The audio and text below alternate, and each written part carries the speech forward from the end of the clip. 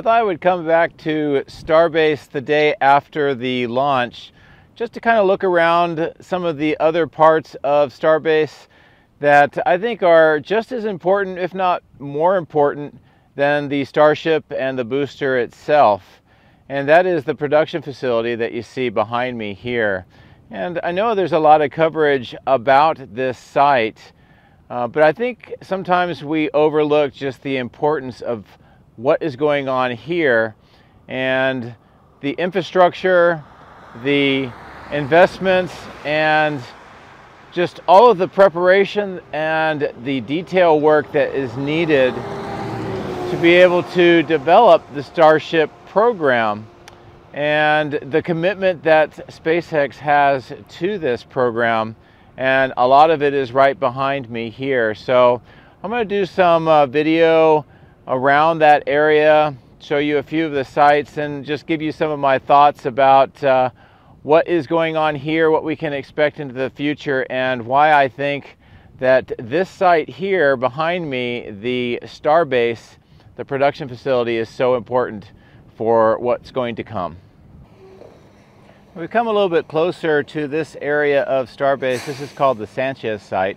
The structure behind me is the ground fabrication building, and it used to be on the opposite side of Starbase from where we're at. It was recently moved over here as part of the large process underway to construct the new Star Factory, which is where all of the production of Starships will be taking place in the near future. Some of it's already being used right now, and some of it is still under construction. But this entire section here behind me is important because this is where a lot of ground fabrication, construction, they make a lot of the mounts for the Starships. They've been making some engines change out stands that they're using in the mega bays for the construction of the boosters, and just a lot of other kind of more industrial parts of what you would consider the production site that goes on here. You also see behind me some of the boosters and the rockets. This is the rocket garden. It's kind of a holding point where they do some of the engine installation. They're doing that on ship 28 right now, and some checkouts and other work that they do. You can also see behind me the high bay and the now 2 mega bays. And that's where the actual production, the stacking, and the final assembly for the boosters and the ships takes place. And again, we're talking about the infrastructure that is needed to build the Starships and to realize that future dream of having hundreds or thousands of Starships being produced. You need to start with this kind of infrastructure. And I know that we like to watch the launches, and we kind of look at what's going on with the boosters and the ships, and we comment about how they're progressing and how that development is going. But you need to keep in mind all of this type of infrastructure that they have and they're continuing to build out here at Starbase. Now, one of the changes that has happened recently here at Starbase is this road behind me is called Remedios Avenue, and you used to be able to walk all the way down and take a look at the Starships that are behind me and get a really good view of some of this part of the production site. But as you can tell now behind me, there is a roadblock and a gate, and it says private property. So the opportunity to walk back here and see what this part of the site looks like, that seems to now be a part of the past. And it's kind of unfortunate, but it's definitely understandable as well. I've moved a little closer to the actual production site itself, and what you can see behind me is the mega bays 1 and 2. The one on this side here I'm pointing to is still under construction, and then the one right here is called the high bay. That was the first of the tallest structures erected here a couple years ago. And also right behind where I am, there used to be another structure. It was called the mid bay. That has been torn down, And the reason why that they tore it down is in the area where you see this tent is where the Star Factory is being constructed right now. It's about halfway completed and they're continuing to expand it. Eventually that tent will be right in the middle of what will be the Star Factory. And you can kind of get an idea with this image here on this side of the screen what the Star Factory looks like right now. You'll note that it's got 3 different levels. One of the largest levels is right around in this area here, and that's where a lot of the main production, the stacking of the rings, and a lot of the other production that's not super tall. And then as they get ready to start stacking the nose cones, they needed a taller area just because of the size, and that's why you see this taller area. Now another thing that's interesting is if you've seen my footage of the Starlink factory up at Bastrop, it's got that distinctive black trim and that kind of triangular front entrance on the corner, and everybody was expecting to see a treatment very similar to that here, and it still might happen in the portions of the factory that haven't been built. But right now, as you can see right in this area here, they have a lot of the wall paneling all the way up, and it doesn't look like there's any windows in that particular location, at least at this point in time. We'll see how the rest of the construction goes. But this is a very large facility. It's larger than the Starlink facility that we see in Bastrop, possibly twice as big once it is all completed. And as I mentioned, this is where the production rate, almost like an assembly line for rockets, will be set up. And that's kind of the first of its kind that we've seen that within the rocket industry, at least on the scale that SpaceX has in mind. And as I mentioned earlier, the commitment that SpaceX has to the Starship and its program is quite immense for them to be able to put in the amount of resources necessary to build this factory. But you can't have those rockets, you can't meet the contractual agreements with NASA and also continue on to Mars without a facility like this. So for those wondering if Starship is going to survive as a program or if there's any issues, just with this, what you see here, you know that SpaceX is definitely committed to this program, and they're not going to be stopped as they go through this production process with the prototypes, and they continue to iterate, and that's really part of the process that they use. But once they get through the prototype process, they should have a design that's very suitable for the assembly line that they have being put up here right now.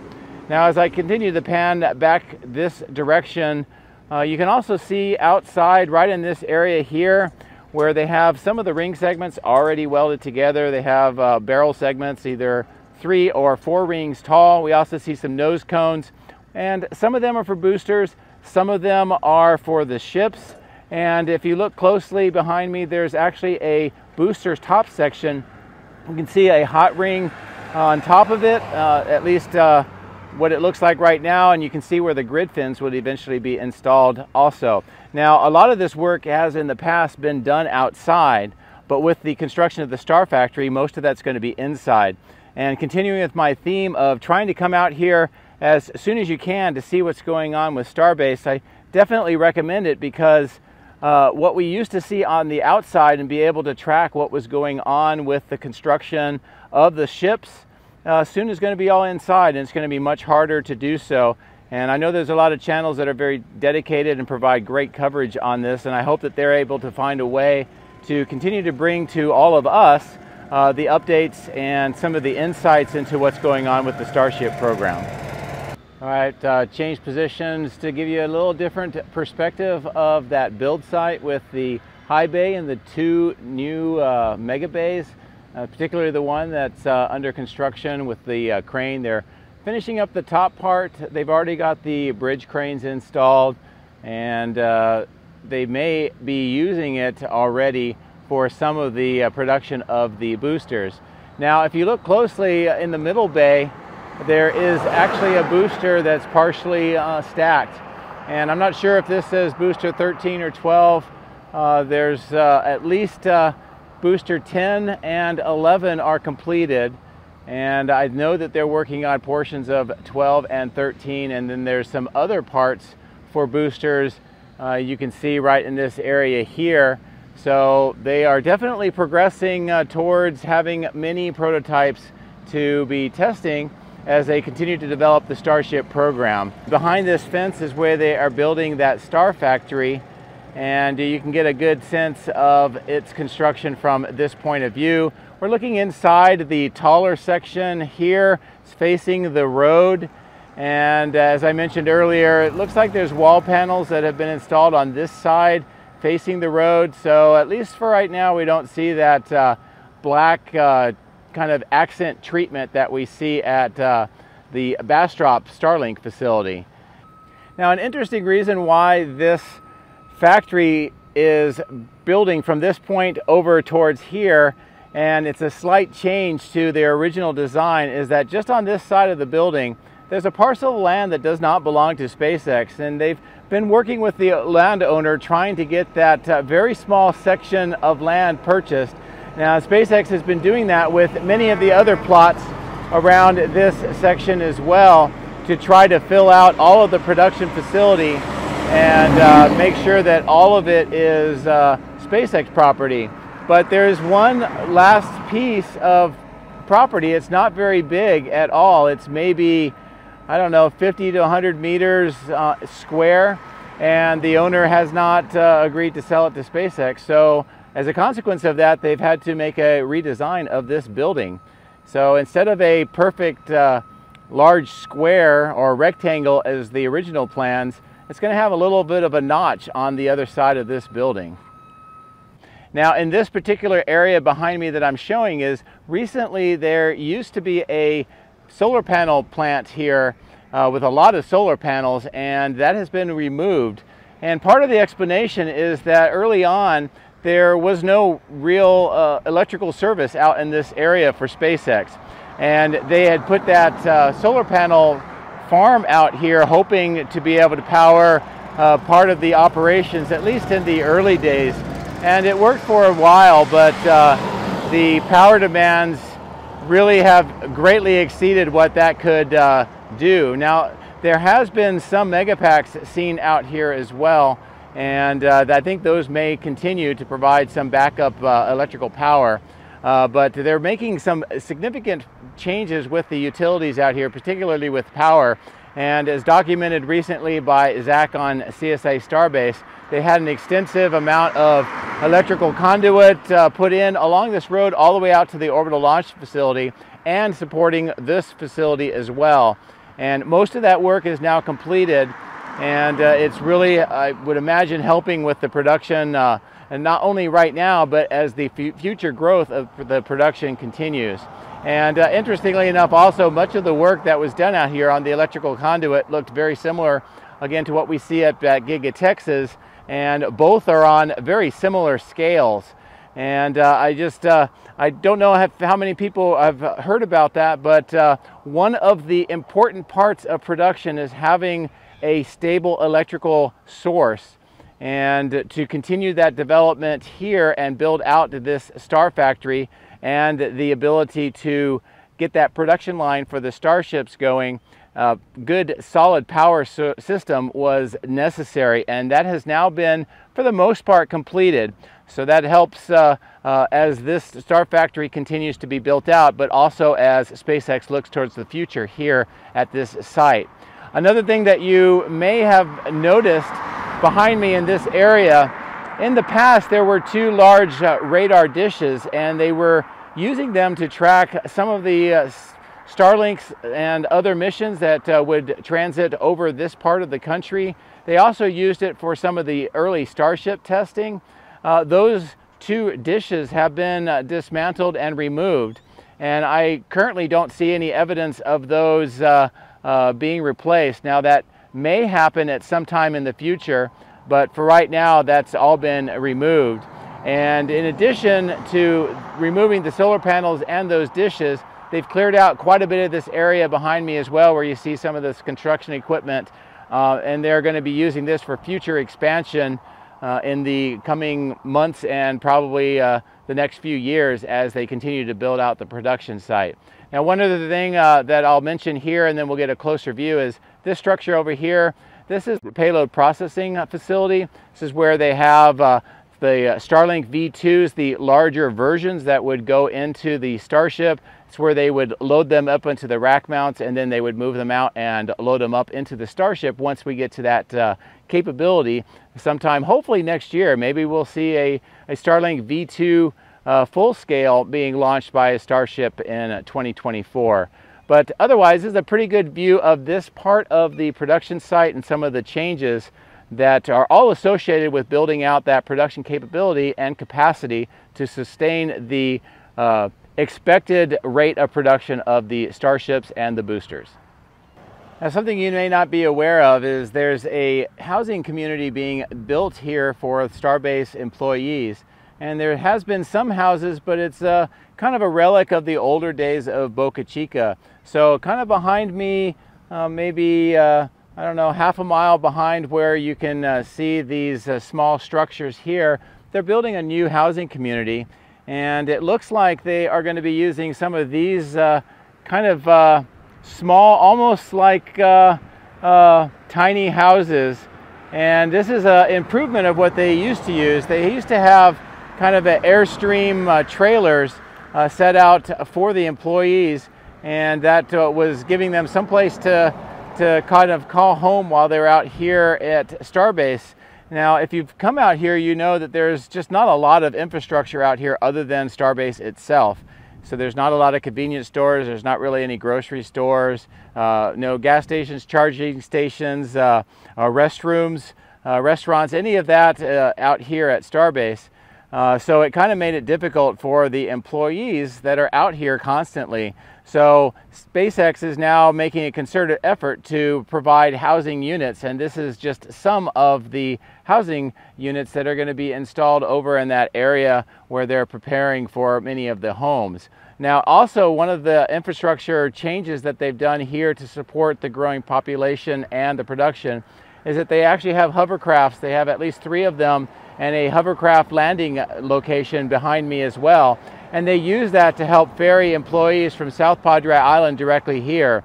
Now, if you're going by car, from South Padre Island to Starbase is actually close to an hour drive, because you have to drive almost all the way to Brownsville, go around the end of the channel, and then drive all the way back out to Starbase. So having that hovercraft capability for the employees that maybe live or stay out at South Padre Island to come out here cuts quite a bit of that time. And of course, having all of the housing community here will really help with the families and the employees as well.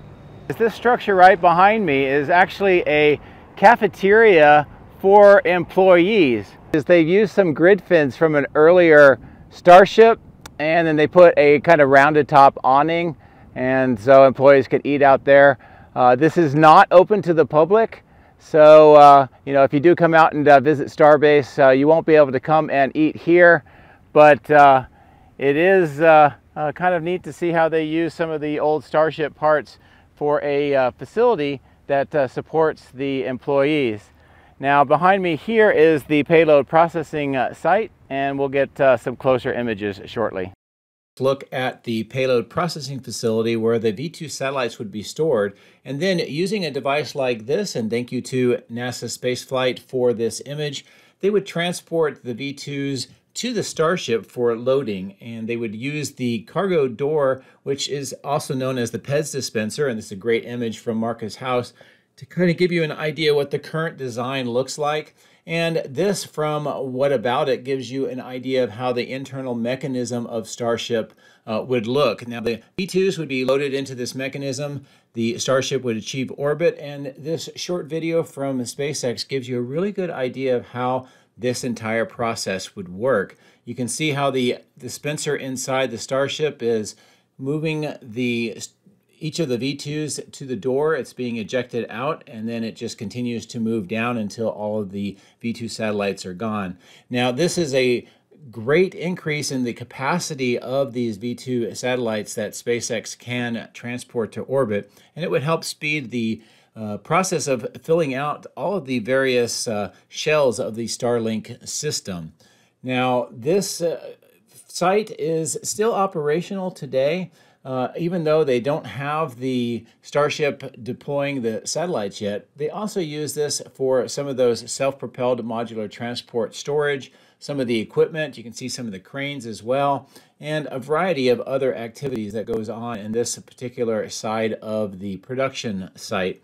Now, as Starship continues to develop, hopefully we'll start seeing this more in operation, and maybe in the next couple of flights we might actually see some of the V2 satellites loaded up and transported to the Starship. As we depart the payload processing facility, we'll head down the road towards the orbital launch site, and I just want to give you an idea of where this is located in relation to the production site, and kind of what the view would look like as you're driving down the highway. You can see the tower very distinctively on the horizon, some of the tanks for the orbital launch facility. You can see some of the smaller tanks, kind of those black ones sticking up out of the horizon. That's where the suborbital launch site is located. And a lot of the other items that you might see along the way onto the highway towards the orbital launch site. Now, this road is about maybe 1.5 miles between the production facility and the launching site. And this is one of the reasons why when a launch does occur, they close this road and then they put the checkpoint considerably farther away than even the production site is. So let's stop here and take a look around at this point. Okay, so we've driven a little bit closer to the orbital launch facility from the production area, and it kind of gave you a good view of what that looks like on the road on the way here. And as you can tell, the Starship launched yesterday, so there is no ship on the tower, but this is what it looks like as you are driving up to this area from the production site. And it's really great views out here. Like I said, they are doing so much production increases here and preparations for the future. And a lot of the work that you see is out of this area, and there has been quite a bit. But hopefully the view that you saw and what we discussed at the production facility gives you an idea of what else they are doing here to prepare for that future. And as I mentioned, to sustain the almost assembly line production processes of the Starships and the boosters. Let's get in the car and drive a little bit closer to the suborbital launch site. There's some of the infrastructure changes that are going on. You can actually start seeing one now with that black wall. There's a parking lot that has just recently been constructed there. So let me talk a little bit more about the work that is going on. So we're out at the orbital launch facility, actually the suborbital part of the area. And you can tell the tower behind me, some of the suborbital tank farms for the commodities, but also one of the changes that is now happening here at Starbase that relates to the increase of production capacity, but also reducing that access that we've seen in the past, is this wall that they are building behind me. And it's going to be quite tall when it's done. I'm not sure the exact height, but it may be about 8 to 10 meters tall from what I'm being told. Maybe not quite that high, but it will definitely restrict the amount of views and access that you have of this part of the orbital launch site once it's completed. Now, in addition, looking towards the future, there's some larger infrastructure projects that are about to begin here. And one of the biggest ones is that a second tower is going to be built somewhere in this area of the site. And it will have its own support network, very similar to the current one, an orbital launch mount as well. And it will double the capacity of what SpaceX can do out here at the launch site when it's completed. Now, over the couple of days that I was here for the launch, we did notice that there were large sections of that new tower already arriving on site. Now, some people may ask, are these parts from Florida, since they had another almost complete tower constructed at Roberts Road waiting for it to be installed out there? Now, I don't think so. I think this is actually a new tower. So ultimately, when everything is completed, we should see 2 towers out here behind me, and at SpaceX facility out in Florida, they should also have 2 towers as well.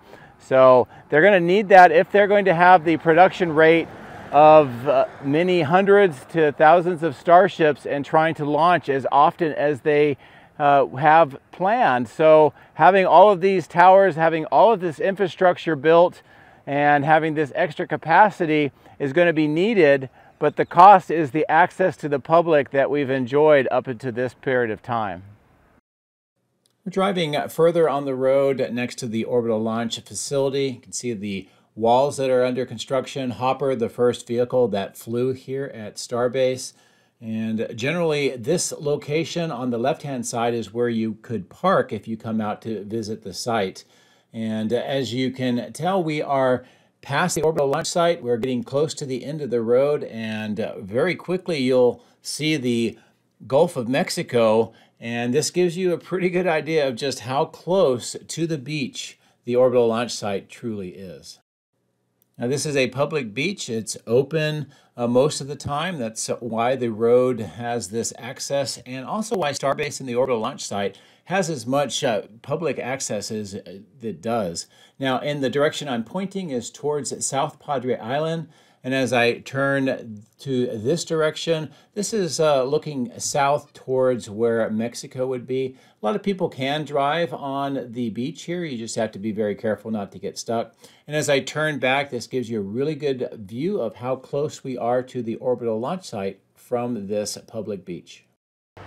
So we're back out here at the Orbital launch site. It's a good ending point of this video. We started up at the production site. We've seen a lot of the infrastructure changes that they've been putting into place and continue to do so to build out for the future and to support the large plans that SpaceX has for Starship and this program. We also talked a lot about the various infrastructure and support programs, such as the housing area that is needed to be able to support the workforce and make this vision a reality. Now, here at the launch site, just a day after Starship completed its second test flight, a couple of thoughts that I have on that experience as well. I'm really proud of what SpaceX has done and the employees to bring the program to this point in such a very short time. I think people lose sight of the fact that a decade ago this program didn't even exist, and about 5 or 6 years ago it was in its very early infancy, and we didn't even see the beginnings of the testing, including the Starhopper, the very first vehicle that SpaceX made to take flight using a Raptor engine, until only about 4 years ago. So it's just tremendous what is going on. The launch that we saw yesterday was a significant improvement of what happened on the first flight, and at the rate of change that SpaceX has and the lessons learned from that particular flight yesterday, I think is going to really bode well for Starship. Now, of course, there are some pretty major milestones yet to be proven. Completing the hot stage in a successful manner and allowing the booster to return and pinpoint landing, test that out, and then eventually be caught by this tower behind me is kind of mind-boggling. In addition, the Starship itself needs to continue its journey up to orbit, demonstrate that it has that capability as well, and then also demonstrate the capabilities of in-flight refueling or refilling, as SpaceX talks about it, the successful re-entry of the Starship, and the ability for it to successfully land and be able to bring cargo, payloads, and eventually humans back as well. So major milestones yet to prove, but what I saw yesterday was just really inspiring. It was also inspiring just to see the number of people that are so enthusiastic about what's going on out here.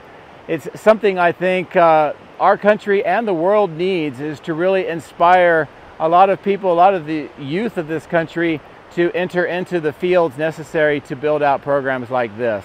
So I was really excited to be here yesterday. I was really thrilled with how it went and how the milestones were achieved, and I'm really looking forward to the future. I hope that you found this video helpful and informative, and maybe gives you some views into things that you don't normally see, or some thoughts about what's going on out here that you don't normally hear. As always, thank you very much for your support. I very much appreciate it. I'll be back at Giga Texas soon, and thank you very much. Take care.